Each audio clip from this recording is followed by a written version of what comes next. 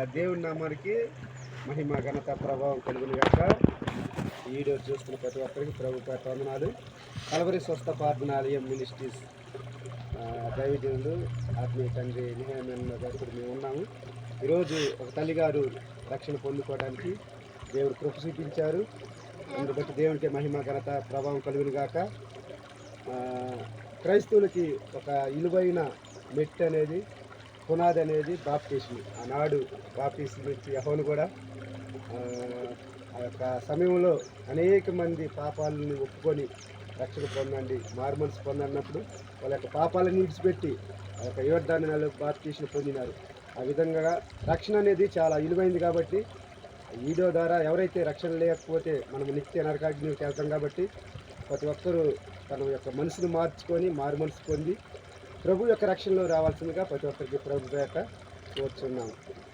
వందనాలు.